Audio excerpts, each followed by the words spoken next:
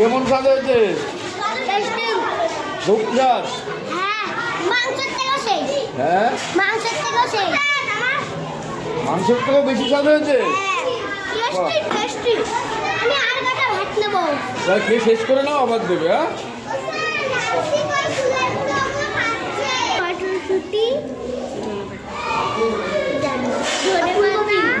Tomato, ফুলকপি, আলু, তাহলে এটা হচ্ছে সবজি ডাল।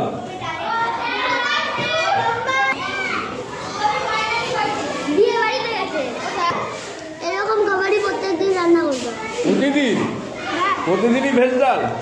তাহলে সোয়াবিন, ডিম না, হবে না?